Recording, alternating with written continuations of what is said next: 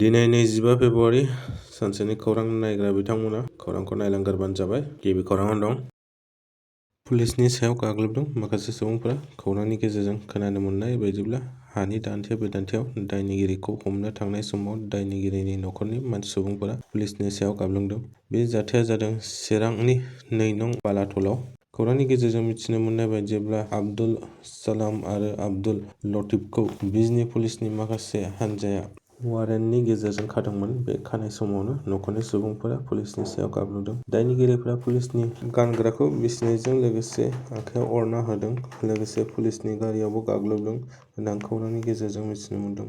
बै पुलिसनि सायाव गाग्लोबग्रा सुबुंफोरखौ खानाय जाबाय। बिसोरनि गुबै मुङानो जाबाय सन्तर आली, आब्दुल अजीज, शौजमा आली, आली हुसैन, शहाद आली, आब्दुल सालाम, आब्दुल लतीफ होननानै मिथिनो मोनदों। गुबै दायनिगिरिखौ आब्दुल सालिमखौ हमनो मोननाय जाबाय आरो आब्दुल लतीफआ दाबो खारखोमानानै दं होनना पुलिस बिजोंनि गेजेरजों फोरमायना होदों। कार्बि आंलं जिल्लायाव बर' थुनलाइ आफादनि बाखनायथाव हाबाफारि। बर' बिजों आरो बर' रावखौ फोथांना लाखिनो आरो रैखाथि होनो थांखिजों सांग्रां हाबाफारि लागासिनो बर' कार्बि आंलं जिल्लानि बर' थुनलाइ आफादा। बर' बिजों आरो बर' रावजों गोसारहोनो सांग्रांथि हाबाफारि लागासिनो दं।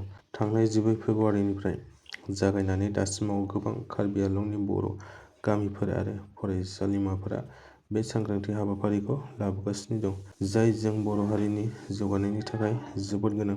बेनि थाखाय जों बिटिसि गभर्नमेन्ट आरो जोंनि बर'फोरा बे हाबाफारियाव हेफाजाब होनो नांगोन। बेनि थाखाय कार्बि आंलं जिल्लानि बर' थुनलाइ आफादा जों बयखौबो खावलायदों। आरोबाव बिरखं जाहाजनि जाब्रबथाय।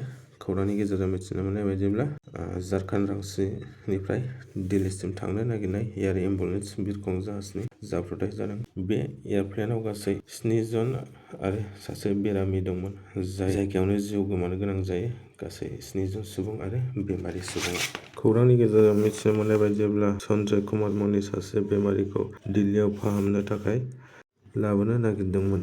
नाथाय खाफाल गाज्रि, जाय बिरखं जाब्रबथायाव जिउ गोमानो गोनां जाबाय। सन्जयजों लोगोसे सन्जयनि वेगन सासे पाइलट, क'-पाइलट, सासे डक्टर आरो पेरामेडिकेल स्टाफबो दंमोन। मिथिनो मोननाय बायदिब्ला बोथोर गाज्रिनि थाखाय एक्सिडेन्ट जादों होनना खौरांनि गेजेरजों फोरमायनाय जादों।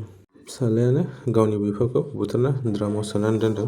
खौरांनि गेजेरजों मिथिनो मोननाय बायदिब्ला लखनऊआव सासे 21 बोसोर बैसोनि फिसाज्लाया गावनि बिफाखौ बुथारना खावफा बाहाग खालामना नीला ड्रामाव सोनानै दोनदों। खौरांनि गेजेरजों मिथिनो मोननाय बायदिब्ला 19 फेब्रुआरियाव मोनायाव हाबा जाना फैनानै 20 फेब्रुआरियाव बिफाया गोमाना दंमोन।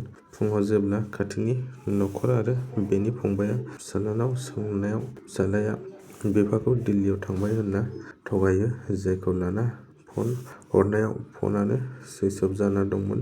बेबायदि सानफ्रामबो फना सुइच अफ मोनबाय थानायखाय फंबाय आरो खाथिनि रायजो-राजाफोरा थानायाव थांना मानवेन्द्रनि गोमानायनि रिपर्ट होयो।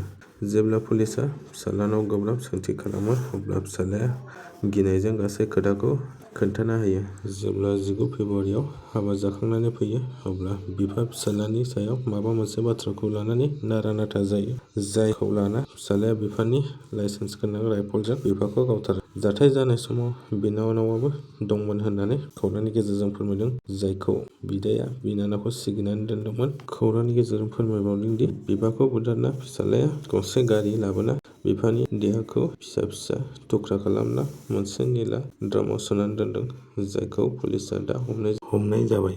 आरो खनसेबाव नर्थ-इस्टनि सुबुंफोरनि सायाव दादागिरि देखायदों। बे जाथाया जादों दिल्लीयाव। खौरांनि गेजेरजों मिथिनो मोननाय बायदिब्ला अरुणाचल प्रदेशनि 3 आइजोफोरा दिल्लीनि मालवी नोगोरनि 4th फ्ल'रआव भारा थायोमोन, जाय 20 फेब्रुआरिनि 3 बाजियाव गावसिनि रुमाव एसि लागायनो थाखाय इलेक्ट्रिसियानखौ लिंहरदों, जाय वालआव ड्रिलिं खालामदोंमोन। जाय ड्रिलिं खालामनायाव हाद्रि अन्थाइ एसे गाहायाव गोग्लैदोंमोन। बे एसे फिसा जिनिसखौ लाना दावराव-दावसि जायो, जायखौ लाना बै 3 हिनजावफोरा गावसोरखौ मम', चिंकी बायदिसिना खोथा होननायनि थाखाय रागा जोङो। बै समाव हिनजावफोराबो रागा जोङो, दावराव-दावसि जायो। जों बेखौनो बुजिनांगोन दि नर्थ इस्टनि सुबुंफोरखौ इण्डियान सुबुंफोरा जोंखौ इण्डियान साना नामा?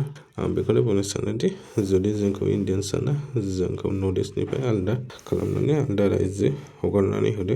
बेखौनो फोरमायनो सानदि बे खौरां गेजेरजों जुदि नोंबो आसामनिब्ला एबा नर्थ इस्ट साइडनिब्ला जानला मोनला आलादा जायगायाव हारसिं थांलाबायनो नाङा।